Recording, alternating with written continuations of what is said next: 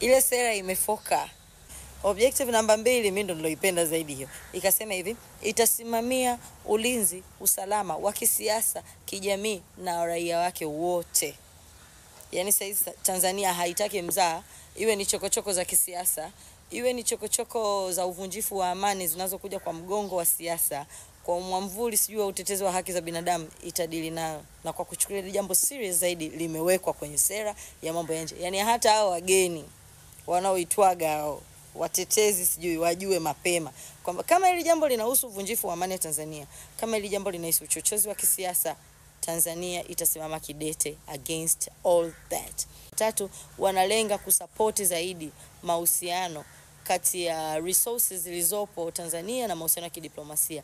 Kwa hiyo hii ni nafasi yako. Kama wewe ni mkulima, lima sana. Serikali imesema itakusupport. Imeitangazia dunia nzima.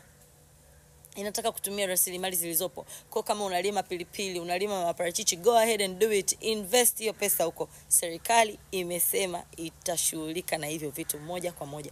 Wewe ni mchimbaji wa madini, wewe keza kwenye sekta ya utalii, go ahead and do it. Serikali imekusikia. Imeliweka hilo jambo kwenye sera ya mambo ya nje. Kwamba saizi hiyo ndo focus ya serikali. Na ndo uzuri wa kufuatilia hivi vitu. Ukifuatilia hivi vitu, unakuwa unajua hata pesa yako iwekeze wapi. Kwa sababu unakuwa unajua support ya serikali kwa asilimia kubwa itakuwa wapi. Hii nayo nimeipenda. Serikali imesema hivi, itasimamia haki za binadamu, usawa na utawala bora kwa misingi ya sheria za kimataifa sambamba na Katiba ya Jamhuri ya Muungano wa Tanzania pamoja na tamaduni na mila na desturi za Watanzania. Kwa maana hiyo hapa inagusa kabisa yale makundi ya LGBTQ, yale watetezi wa haki za binadamu ambao muda wote walikuwa wanatutafutia engo tunakiuka haki za binadamu. Serikali imesema kabisa kwenye msimamo wake sasa kwamba chonde mnavyokuja kutaka urafiki na Tanzania, mjue ajenda za haki za binadamu, ajenda za utawala bora zote ziendane sambamba na Katiba ya Jamhuri ya Muungano wa Tanzania na mila na desturi.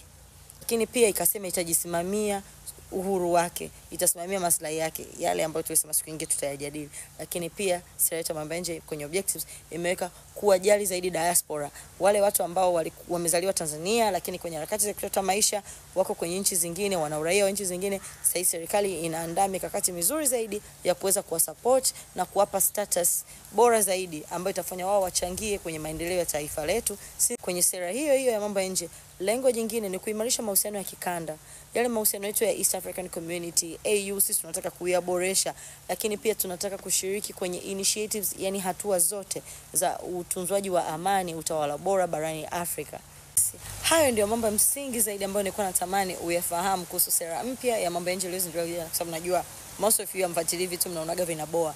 Mimi niko hapa kukurahisishia, kukuelezea hivi vitu kwa wepesi zaidi. By the way, yeah, I know you saw this. Bye. See you next time.